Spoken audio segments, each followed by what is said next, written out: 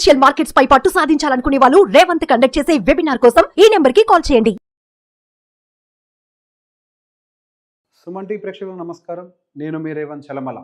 So stock buying చేయాలనుకుంటున్నాం, దానికి ఏదైనా ఒక మంచి ఫార్ములా చెప్తారా? The most common question.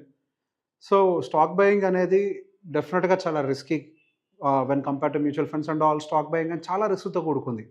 కానీ బయింగ్ చేసేటప్పుడు కూడా జస్ట్ ఏదో ర్యాలీ అవుతుందనో, ఒక దగ్గర నుంచి ఒక దగ్గరికి ప్రైస్ వెళ్ళిపోయింది అనే రీజన్స్ తోటి ఎంటర్ అవుతున్నారు. కానీ అసలు ఏదన్నా కానీ ఒక స్టాక్ మూవ్ అవ్వాలి అంటే దాని బిజినెస్ని మనం అర్థం చేసుకోవాలి, దాని బిజినెస్ బాగుండాలి, అప్పుడే మనం దాంట్లోకి ఎంటర్ అవ్వాలి అని ఎంతమంది చెప్పారు. దాంట్లో మనం అనలైజ్ చేయడానికి మనకు సరైన టూల్స్ తెలియకడం, లేకపోతే చదవడం రాకడం, రకరకాల వాటి వల్ల మనం ఫెయిల్ అవుతూ వస్తున్నాం.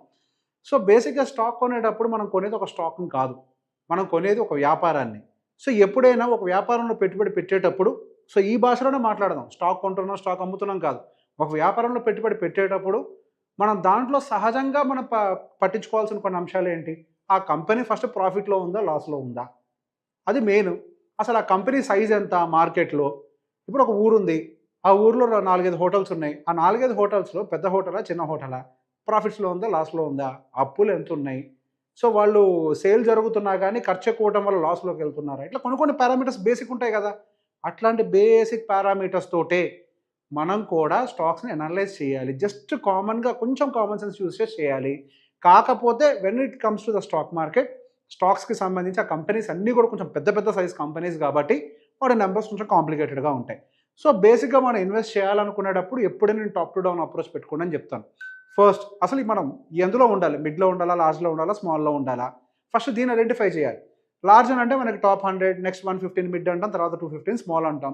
సో బేసిక్ ఇప్పుడు నేను రికమెండ్ చేసేది ఏంటి అంటే, నేను ఇచ్చేటువంటి ఏదైనా బేసిక్ నాలెడ్జ్ అనేది మీకు మిడ్, స్మాల్, పెన్నీ స్టాక్స్ వీటికైతే పనికి రాకపోవచ్చు. కొద్దిగా మిడ్ వరకు ఏమో వర్కౌట్ అవుతుందేమో, కానీ ఈ పెన్నీ స్టాక్స్ ఇవన్నీ వీటికి వర్కౌట్ కావు.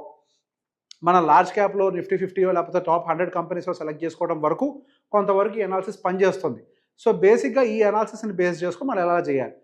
ఫస్ట్ ఏ సెక్టార్లోకి ఎంటర్ అవ్వాలి? ఫర్ ఎగ్జాంపుల్ ఇక్కడ మనకు చూస్తే ఈ స్క్రీనర్ వెబ్సైట్, ఈ screener.in వెబ్సైట్ అనేది అందరికీ ఐడియా ఉండే ఉంటుంది. సో ఈ screener.in వెబ్సైట్లోకి వస్తే మనం ఏదైనా సెక్టర్లోకి ఎంటర్ అవ్వాలి అనుకున్న తర్వాత మీకు లెఫ్ట్ సైడ్ అనేది బ్రౌజ్ సెక్టర్స్ అనే ఆప్షన్ ఉంటుంది. Aerospace and defence, agri chemicals, ఇట్లా రకరకాలన్నీ ఉంటాయి. ఫర్ ఎగ్జాంపుల్ మీరు ఏదో ఒకటి you can select anything. Like మనకి ఐటీలో కూడా ఎఫికెన్సీ, ఐటీ సాఫ్ట్వేర్, ఐటీ హార్డ్వేర్, ఇవన్నీ కూడా సపరేట్గా ఉన్నాయి. ఐటీలోకి ఎంటర్ అవ్వాలనుకుందాం. ఐటీలోకి ఎంటర్ అయిన తర్వాత సహజంగా చూసేది ఏంటి? ఇందాక మనం అనుకున్నట్టుగా అసలు ఆ మార్కెట్లో వాళ్ళ సైజ్ ఎంత, మన ఊర్లో ఏదైనా బిజినెస్ కొంటున్నాం అని అంటే వాళ్ళు ఎంతవరకు ఏ సైజులో ఉన్నారు, వాళ్ళు ఎంత పెద్దవాళ్ళు వాళ్ళు అనేది చూస్తాం. సో ఫస్ట్ ఉండే కాలంలోనే మీకు అవన్నీ కూడా దాదాపు కనిపించేస్తాయి. ఇక్కడ థర్డ్ కాలంలో మార్కెట్ క్యాపిటలైజేషన్ అంటే, సో బేసిక్గా వాళ్ళ విలువ ఎంత ఒక రకంగా చెప్పాలి అంటే మన భాషలో. సో బేసిక్ ఈ మార్కెట్ క్యాపిటలైజేషన్స్ అనే ఎఫిషియన్సీ ఇది దాదాపుగా మనకి టీసీఎస్, ఫస్ట్ టీసీఎస్ వచ్చేసరికి సుమారుగా మనకి 15,000 కోట్లకు ఉంది. సో ఆల్మోస్ట్ మనకి హెచ్డిఎఫ్సి, రిలయన్స్ తర్వాత one of the biggest companies TCS. దాని తర్వాత వచ్చేసరికి ఇన్ఫోసిస్, ఎస్సీఎల్, విప్రో, ఇట్లా రకరకాల కంపెనీస్ అన్నీ ఉన్నాయి. ఈ కేటగిరీలో ఎన్ని కంపెనీస్ ఉంటాయో అన్ని కంపెనీస్ వస్తాయి, నెక్స్ట్ కొట్టుకుంటూ వెళ్తూ వస్తూనే ఉంటాయి. సో బేసిక్గా మనం సాధ్యమైనంత వరకు మరీ ఎక్కువ వాటికి వెళ్ళకుండా ఈ టాప్ కార్నర్లో ఉండే 10-15 వాటిల్లోనే సెలెక్ట్ చేసుకొని ఆ కంపెనీస్లోకి ఒక్కసారి ఇంటర్నల్గా వెళ్ళి చెక్ చేసుకునే ప్రయత్నం చేయండి. ఆ టీసీఎస్ మీద క్లిక్ చేస్తే మీకు మంచి ట్యాబ్ ఓపెన్ అవుతుంది. వాళ్ళ మార్కెట్ ప్రైస్ ఎంత, అసలు వాళ్ళ స్టాక్ పిఈ అంటే ప్రైస్ టు ఎర్నింగ్స్. ఈ ప్రైస్ టు ఎర్నింగ్స్ అంటే ఏంటి? మనం ఒక స్టాక్ను కొనేటప్పుడు ఎంత ఎక్కువ వాల్యుయేషన్ పెట్టి కొంటున్నాం, అది సంపాదించే ₹1 మనం దాదాపుగా ₹32 ఎక్స్ట్రా పేజెస్ కొంటున్నాం అనేది చెప్తుంది ఈ స్టాక్ పిఈ ఒక రకంగా. సో బేసిక్గా ₹32 చాలా ఎక్కువ ప్రైస్ కదా అని అంటే మనం దాంతోనే డిపెండ్ అయిపోకూడదు. ఎందుకంటే బేసిక్ ఐటీ కంపెనీస్కి సంబంధించిన యాక్చువల్ పిఈ ఎక్కడ ఉంటుందో చూడాలి. ఐటీ కంపెనీస్కి ఒక రకమైన ప్రైస్ టు ఎర్నింగ్స్ ఉంటాయి, ఆయిల్ అండ్ రిఫైనరీకి ఒక రకంగా ఉంటాయి, ప్రైవేట్ బ్యాంక్స్కి ఒక రకంగా, పబ్లిక్ బ్యాంక్స్ అన్ని ఒక రకంగా. సో బేసిక్ ఒక్కొక్క దానికి ఒక్కొక్క ప్రైస్ టు ఎర్నింగ్స్ ఉంటాయి. దాని యావరేజ్గా ఉందా లేదో చూడాలి. అది ఎక్కడ చూడాలని ఎక్స్ప్లెయిన్ చేస్తా. దాంతోపాటుగా దాని బుక్ వాల్యూ ఎంత. సో బేసిక్ ఇప్పుడు మనకి టీసీఎస్ అక్కడ దాదాపు ₹4,274 దగ్గర ఉంటే దాని అసలు నికర విలువ ఎంత అంటే 281. సో కంపెనీ ఒక షేర్ యాక్చువల్ వాల్యూ ₹281. ఈ ₹281కి మన ఎక్సెస్ ఆల్మోస్ట్ ఎంత, 20% అనుకుంటా, 20 టైమ్స్ అనుకుంటా పే చేసి కడుతున్నాం. ఎందుకు? ఆ కంపెనీ అంత గ్రో అవుద్ది ఫ్యూచర్లో అనేది. అదేంటి మనం ఏదో గాల్లో రేట్ ఎస్టిమేట్ చేసి కొనాల్సి వస్తుంది అని అంటే, బేసిక్ గాల్లో రేట్ ఎస్టిమేట్ చేసే మనం వ్యాపారాన్ని కొంటాం, భూముల్ని కొంటాం. ఒక భూమిని కొంటున్నాం అని అంటే మనం ఏమి రిజిస్టర్డ్ వాల్యూ ఇచ్చి డబ్బులు ఇచ్చి కట్టాం కదా. మార్కెట్లో ఏ రేట్ ఉందో ఆ రేట్ అంటాం. రిజిస్ట్రేషన్ వాల్యూ ఒకటి ఉంటుంది. Registration value is the actual price. మనం ఏదైతే ఎక్స్ట్రా కడుతున్నామో అది గాల్లో price. In the same way మనకి ఆ మార్కెట్లో దానికి ఉండే డిమాండ్ని బట్టి దాని ప్రైస్ టు బుక్ అనేది చాలా ఎక్కువగా ఉంటుంది. సో దాన్ని మనం ఆ బుక్ వాల్యూతో కంపేర్ చేస్తే, దాని కరెంట్ ప్రైస్తో కంపేర్ చేస్తే దాని బుక్ వాల్యూ ఎప్పుడైనా తక్కువగానే ఉంటుంది. సో బేసిక్ ఈ రెండింటిని మనం చెక్ చేసుకుంటాం కదా, ఈ రెండింటిని చూసాం ఓకే. సో ఇప్పుడు అది ప్రైస్ టు ఎర్నింగ్స్ అనేది ఆ ఐటీ ఇండస్ట్రీ యావరేజ్ కంటే ఎక్కువగా ట్రేడ్ అవుతుందో తక్కువగా ట్రేడ్ అవుతుందా, అది కూడా ఇంపార్టెంట్. ఆ స్క్రీనర్ వెబ్సైట్లోకి వస్తే మీకు కిందే చార్ట్ కనిపిస్తుంది. ఆ చార్ట్లో మీరు మ్యాక్స్లోకి వెళ్ళి ఇక్కడ మీరు పిఈ రేషియో పెట్టుకుంటే ఇఫ్ యూ కెన్ సీ ఇక్కడ మీకు మాక్సిమం జనవరి 2006 నుంచి Jan 2004 వరకు 24 వరకు మొత్తం డేటా కనిపిస్తుంది కదా. సో యావరేజ్ ఈ స్టాక్కి సంబంధించిన పిఈ ఎక్కడ ఉంటుంది అని అంటే the median PE 24, but still మనకి ఇంకా అది కరెంట్ పిఈ మాత్రం కొద్దివరకు ఎక్కువగానే ట్రేడ్ అవుతుంది. మార్కెట్లో ఉండేటువంటి అంటే యావరేజ్ దాని పిఈ కంటే ఎక్కువగానే ఉంది. That doesn't mean company is bad. ఈ ఒక్కదాంతో దాన్ని జడ్జ్ చేయాలంటే లేదు. ఇప్పుడు పిఈ అనేది పెరగదానంటే మనం ప్రీవియస్ ఇయర్స్ కంపేర్ చేస్తే దాని యావరేజింగ్ పెరుగుతుంది. ఎందుకు? కంపెనీల యొక్క ఆదాయం కూడా పెరుగుతాయి కాబట్టి. కంపెనీ యొక్క ఆదాయాలు పెరుగుతాయి కాబట్టి ఎంత పర్సెంటేజ్ తోటి 15%, 20%, 30% వాటి గ్రోత్ను బట్టి పిఈ రీఅడ్జస్ట్ అవుతుంది. సో కళ్ళు మూసుకొని ఇది ఒకటే పారామీటర్ కాకుండా సో బేసిక్గా ఇది ఒక పారామీటర్, మరి టూ మచ్గా డీవియేట్ అవుతుందా లేకపోతే స్లైట్ డీవియేషనా. సో బేసిక్ ఇక్కడ ఏంటి, మనం ఒక 25 దగ్గర యావరేజ్ ఉంది కదా, సో ±5 or 6 దగ్గర మనం దాన్ని ఫెయిర్ వాల్యూ అంటాం. దీని అబోవ్ ఉంది అనగానే అది ఓవర్ వాల్యుయేషన్ కాదు. ఒక జోన్ పెట్టుకొని దాన్ని ఫెయిర్ వాల్యుయేషన్లో పెట్టుకొని చూసుకుంటూ ఉంటాం. ఇది పిఈని చూడటానికి. అదేవిధంగా మనకి ప్రైస్ టు బుక్, ఈ ప్రైస్ టు బుక్ కూడా అంటే మన యావరేజ్గా దాని యావరేజ్తో కంపేర్ చేసి ఎంత ఎక్కువ రేటు బట్టి కొంటున్నాం.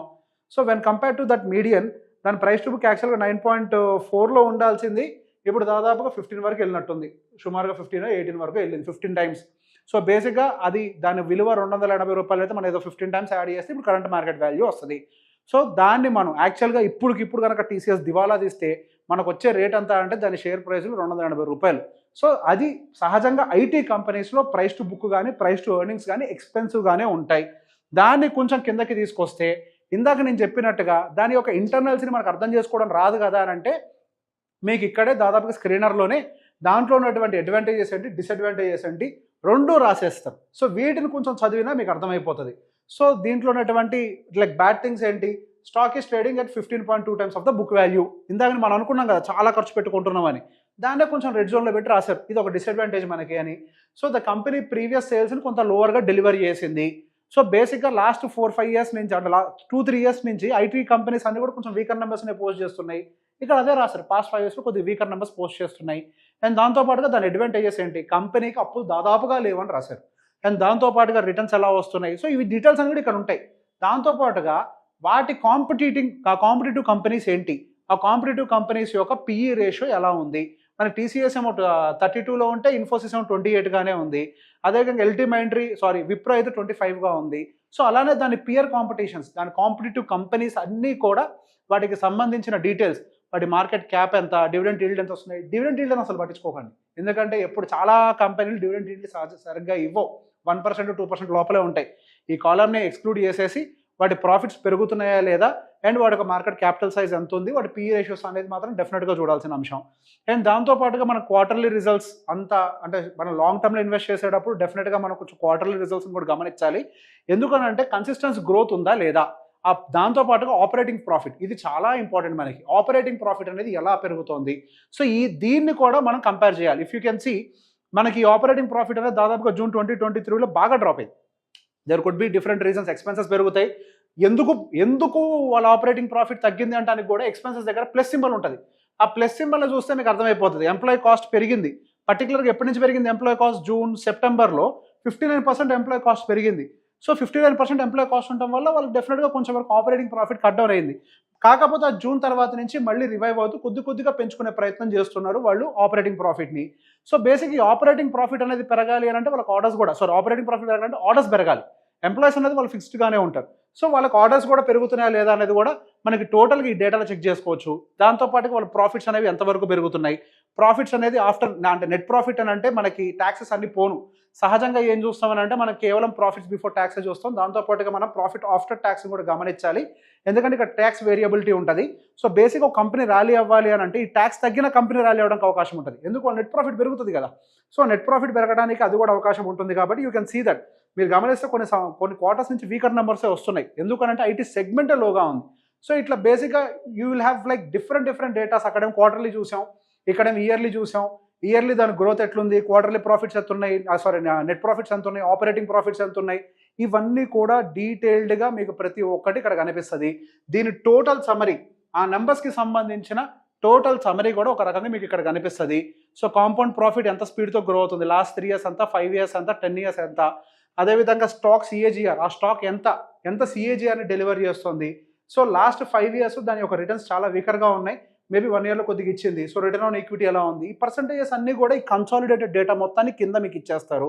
సో బేసిక్గా మనం కష్టపడి దాన్ని అనలైజ్ చేయడం నాకు రాదు అని టెన్షన్ పడనవసరం లేదు. సో ఏవైతే డేటాస్ మీకు కంఫర్టబుల్గా ఇందులో ఉంటాయో వాటిని చదివే ప్రయత్నం చేయండి. 1-2 సార్లు చదివితే డెఫినెట్గా అర్థమవుద్ది. 1-2 సార్లు ఫెయిల్ అవుతామేమో, కానీ 3వ సారి సక్సెస్ అవుతాం. అది అర్థమయ్యేదాకా పెద్ద అమౌంట్స్ ఇన్వెస్ట్ చేయకుండా చిన్న అమౌంట్స్ని వీటిని చదివి చిన్న అమౌంట్స్ ఇన్వెస్ట్ చేయడానికి ట్రై చేయండి. పెద్ద అమౌంట్ బెట్ చేస్తే మన అనాలిసిస్ రాంగ్ అయితే సమ్టైమ్స్ ఫెయిల్ అవుతాం. సమ్టైమ్స్ మనకు అక్కడ అనాలిసిస్ కరెక్ట్ అయినా కానీ మార్కెట్ డిఫరెంట్గా రియాక్ట్ అవ్వచ్చు. సో ఒకేసారి పెద్ద అమౌంట్స్ కాకుండా చిన్న అమౌంట్స్ తోటి అక్కడ వచ్చేటువంటి రిజల్ట్స్కి అనుకూలంగా ఇన్వెస్ట్మెంట్ పెట్టే ప్రయత్నం చేస్తే అప్పుడు మనం ఒక స్టాక్ను కాదు వ్యాపారాన్ని కొంటున్నాం అన్న పద్ధతిలోకి ఎంటర్ అవుతాం. ఈ వీడియో కనుక మీకు నచ్చినట్లయితే లైక్ చేయండి, షేర్ చేయండి. Thank you very much.